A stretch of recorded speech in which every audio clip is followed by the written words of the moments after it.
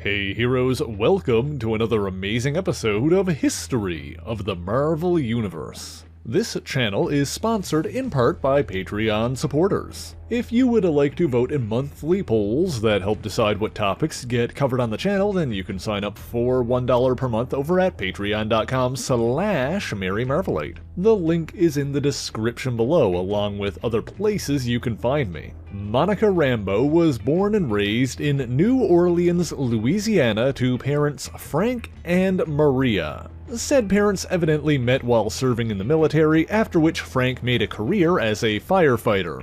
As a child, the humid weather sometimes made it difficult for Monica to sleep, but her father would sing her lullabies to help her rest. While Frank made a lieutenant at a relatively young age, Maria was repeatedly passed over for promotion at her job and frustrated because of it. When a young Monica asked why her mother didn't simply quit, Maria declared that doing so wouldn't solve anything, and that their household wasn't one of quitters. Furthermore, Maria told Monica that the world would not do them any favors, and so it would be a mistake to give people any excuse to cast doubt on them.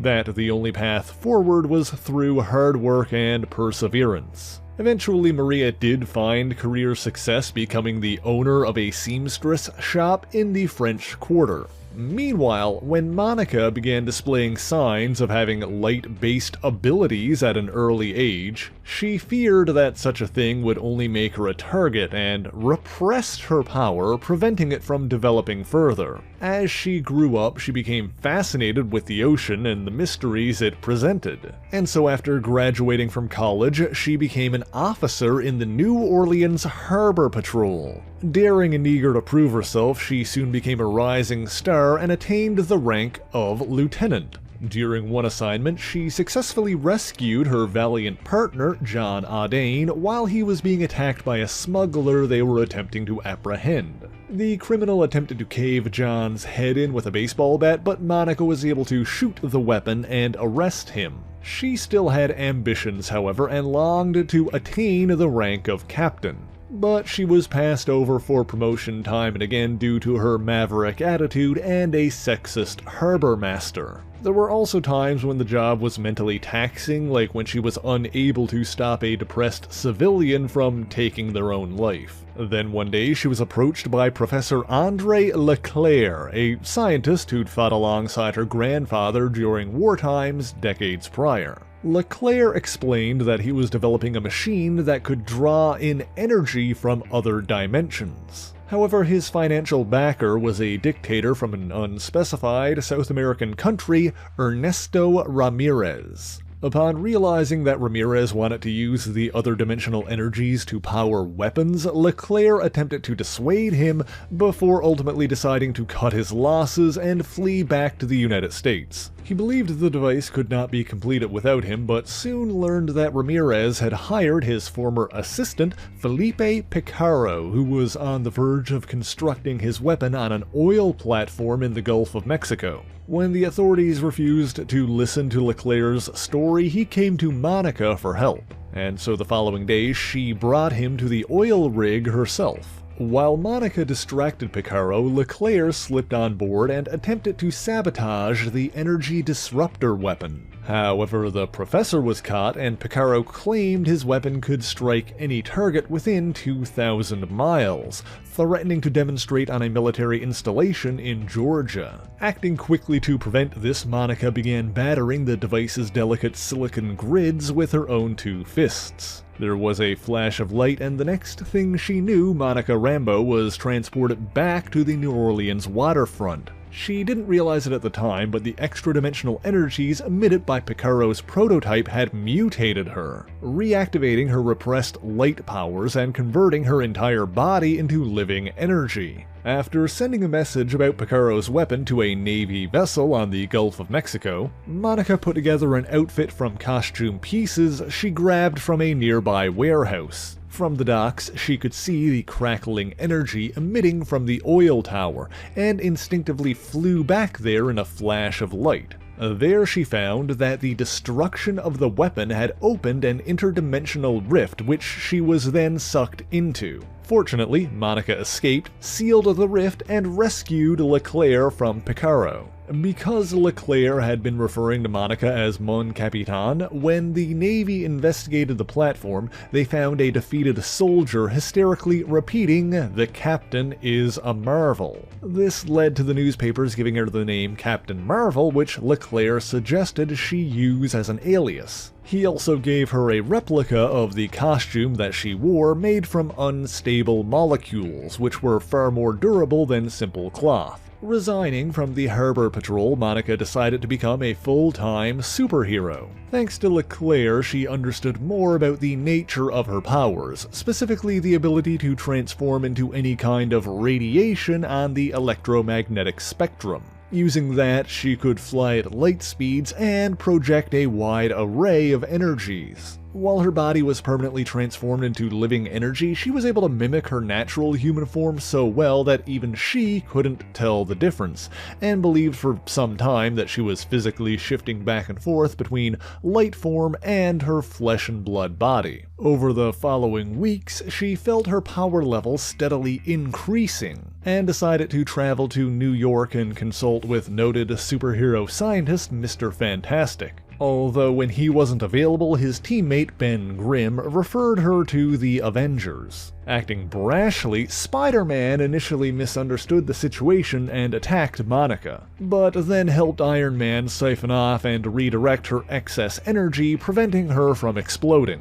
The Wasp was also present for this, and after the other Avengers gauged her abilities, Wasp asked Monica to join the team. Monica then used the Avengers files to learn about the previous Captain Marvel, an alien warrior named Mar-Vell who defended the Earth but lost his life to cancer. She continued living in New Orleans since her light powers allowed her to travel to and from New York in mere moments. Only days after becoming an Avenger in training, she helped the Hulk defeat humanoid robots sent by his nemesis, the Leader. Before long, her intelligence, assertiveness, and abilities impressed her teammates and the general public, earning her full membership. But when the spacefaring hero Star Fox also joined the team, he was wary of her for using the same title as his deceased friend.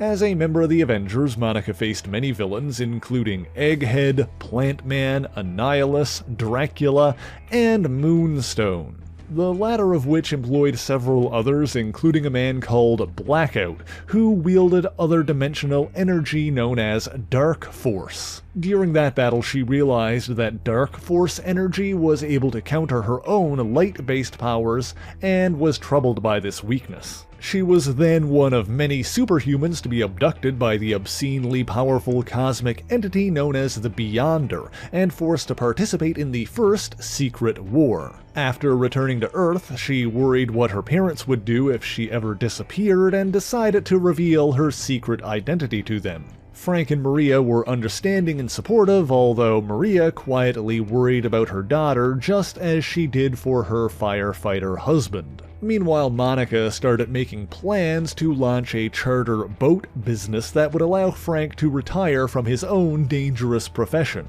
Her attempts to discuss that with her parents were interrupted when she was called away on another mission and battled the inhuman deviant hybrid Maelstrom.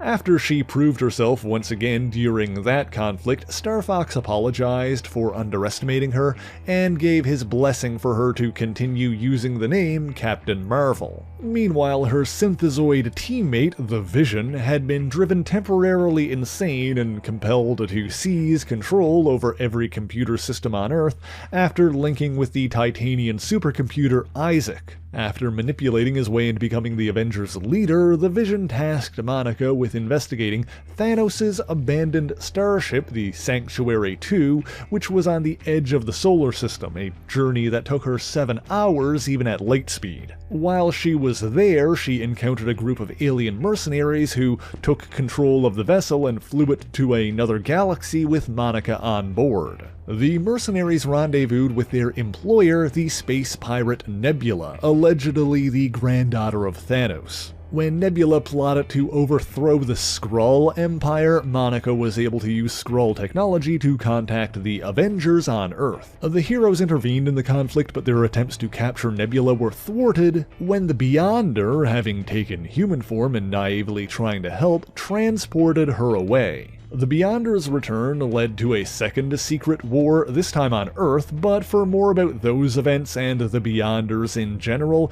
you can watch my video about the Molecule Man, which I'll link in the description below. After that whole debacle, Monica, as Captain Marvel, met an FBI agent by the name of Derek Freeman. Those two began to grow close, but were unable to find the time to actually pursue a relationship. Monica did forge close friendships among several Avengers, including Captain America, who she trusted with her secret identity. Fighting alongside her teammates, she continued to prove herself while her abilities continued to develop. After Kang the Conqueror was able to stun her with a Dark Force energy weapon, she asked the Black Knight to help her test her powers and find new applications. She also began using her abilities to travel the world, taking time to enjoy life. Despite all of her power, Monica generally remained a courteous and down-to-earth person. Meanwhile, Baron Zemo and his Masters of Evil launched an assault on Avengers Mansion. Monica attempted to intervene, but among the villains involved were Moonstone and Blackout, who banished her to the Dark Force dimension. Fortunately, she was able to find a way out, emerging from a Dark Force-empowered vigilante, the Shroud. She joined the battle, and while the mansion was badly damaged, in the end the villains were defeated. When the Wasp subsequently stepped down as the Avengers chairperson, Captain America nominated Captain Marvel to fill her position. That meant postponing her plans to start her own business, but with encouragement from both her father and Captain America, she decided to accept. Initially, she served in this position competently, leading the Avengers through conflicts with the Olympian gods, the Grand Master and his Legion of the Unliving, and even the heroic X-Men. However, she was soon undermined by their new recruit, Doctor Druid, who showed contempt for her and sought her position for himself. This was in part because Druid was being manipulated by the time-traveling Ravonna Renslayer as part of a larger scheme for her to take revenge on Kang the Conqueror. Ravonna was also posing as Nebula during this time and infiltrated a council of cross-time Kangs, but that's another more complicated story, which I've already talked about before. The Druid situation came to a head after Namor's wife, Marrina Smallwood, transformed into a massive sea serpent due to her alien DNA. That's yet another topic I've covered on the channel before, so make sure to check out the description if you want more information on this kind of stuff. The important thing for today is that to combat the out-of-control Leviathan, Monica Rambeau transformed her body into living electricity and struck like a lightning bolt on the surface of the water. However, that caused her atoms to disperse across the ocean, making it difficult to reassemble herself. When she did regain human form, she'd lost over a third of her total mass and body weight, leaving her severely weakened.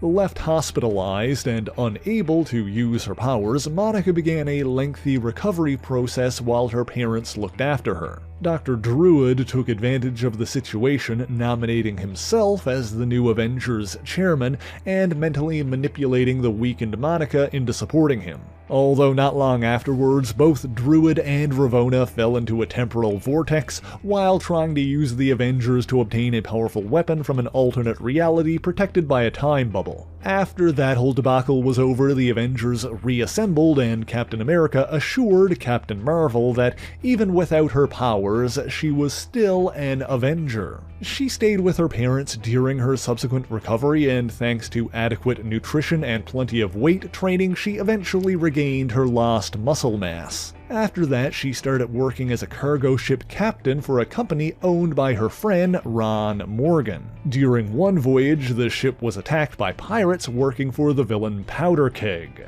Having received combat training from Captain America, Monica was formidable even without her powers. Although she soon discovered that her abilities were indeed returning, albeit not all at once. During this time, she could not shift her body into light form like before, but could manifest and manipulate a 1mm thick energy field believed to have been a dimensional interface connecting her to the reality from which her powers originated. In any event, the field increased her strength, allowed her to fly, and gave her some protection from physical damage by deflecting mechanical energy directed at her. While not as powerful as she once was, Monica returned to her career in superheroics, battling villains like her old foe Moonstone. When the Avengers next formalized their lineup, Captain Marvel was added to their reserve members who could be called on when needed. Over time, her original powers showed signs of returning, and her ability to shift into energy form was fully restored by an enigmatic alien known as the Stranger, so she could better help in another cosmic conflict. She reconnected with Derek Freeman, who had deduced her true identity, but despite their mutual attraction to one another, they never did actually get together.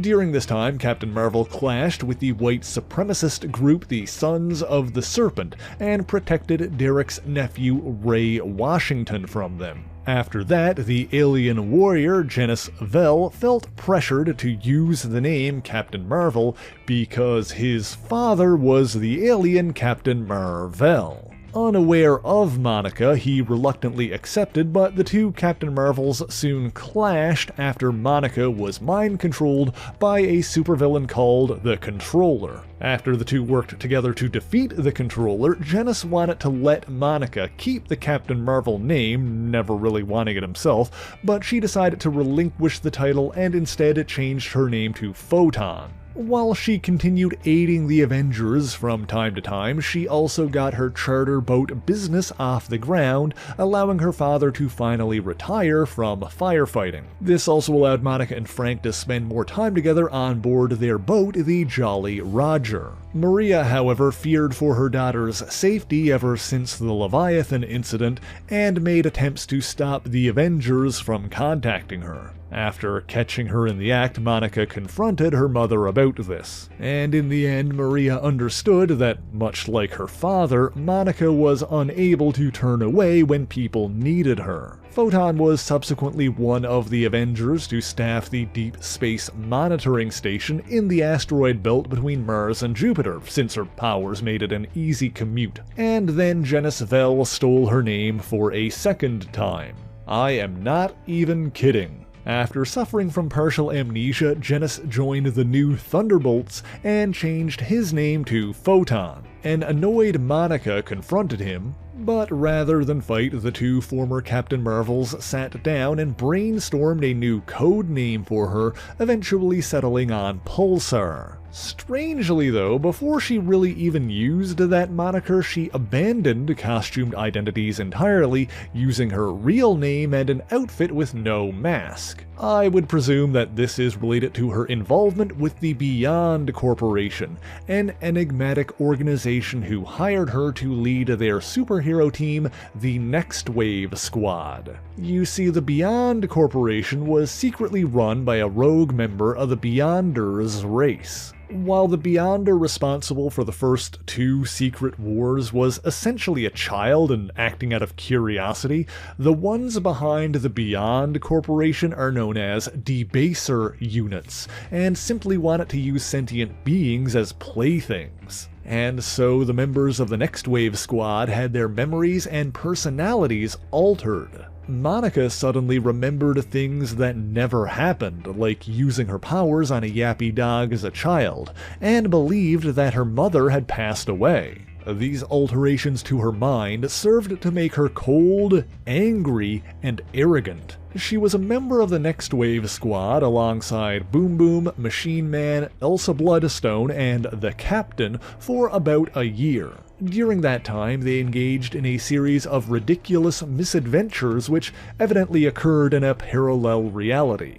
They worked with the highest anti-terrorism effort, or HATE, and their director, Dirk Anger, against the terrorist organization Silent. but ultimately discovered that both groups were controlled by the Beyond Corporation and went rogue. Sometime after defeating Silent and their apparent leader, an intelligent but insane clone of Devil Dinosaur, Monica and the others returned to their reality. However, the former Nextwave members were led to believe that the Beyond Corporation never existed, and that the things they went through didn't actually happen.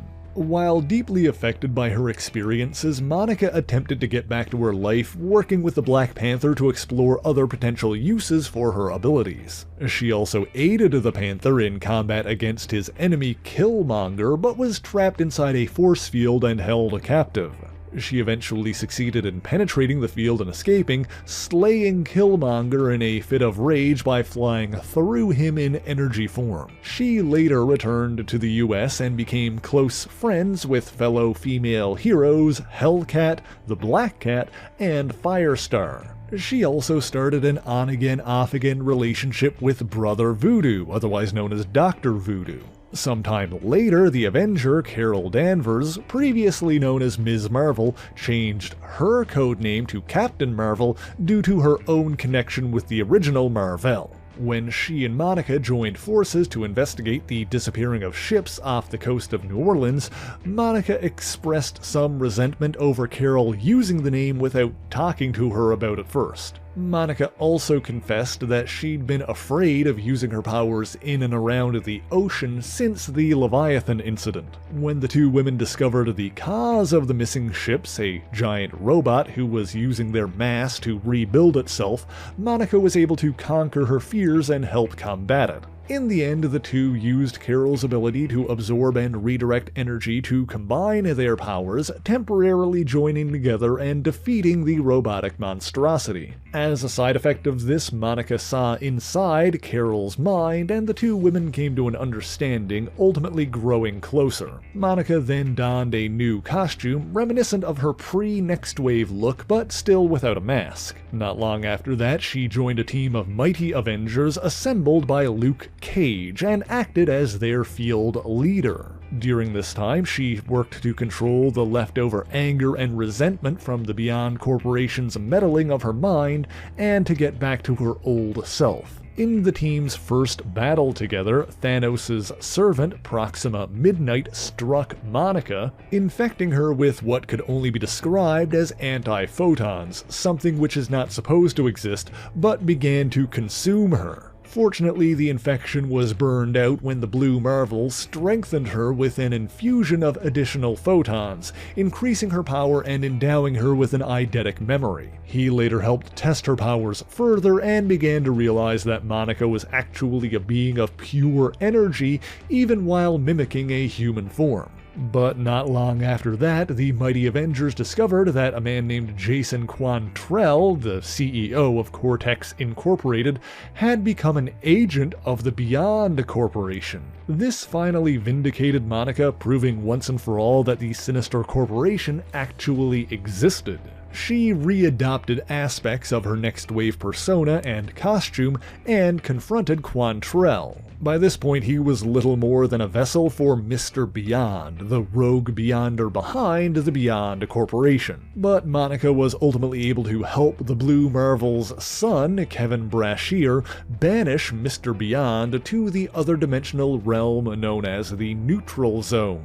I talked about Kevin and the Neutral Zone in my video about the Blue Marvel, so check that one out for more information on that. Following the death of the multiverse at the hands of even more Beyonders, yet another secret war, and the restoration of reality thanks to the Fantastic Four, Monica joined several of her allies to found the Ultimates, a team dedicated to proactively solving problems on a universal scale. Its members included Black Panther, Blue Marvel, Captain Marvel, and the younger hero America Chavez. Monica also started a romantic relationship with the Blue Marvel despite their difference in age, but they eventually broke it off. During their time together on the Ultimates, she realized that her true form was an immortal being of pure light, leading to concern about the nature of her humanity. After the Ultimates subsequently disbanded, Monica joined a group of Avengers in a battle against the night goddess Nyx. And during that battle, she burned through so much of her energy that she reverted back to flesh and blood,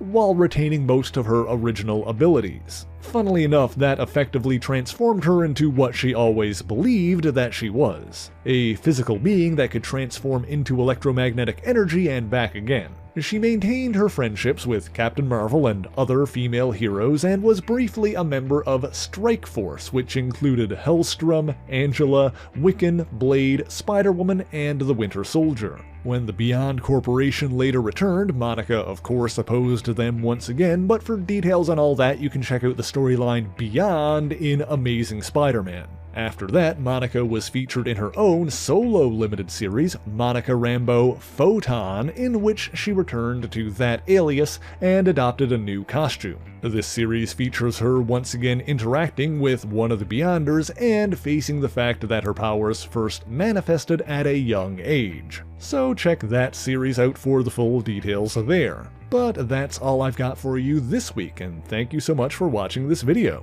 If you enjoyed it, be sure to leave a like, subscribe to the channel, and share it on your favorite social media. As always, the issues referenced in this video are listed in the description below if you would like to read them for yourself, as well as links to other places you can find me, including my Patreon page, where for only $1 a month you can get your name in these special thanks and vote in monthly polls that help decide what topics get covered on the channel. So until next time, true believers, Excelsior!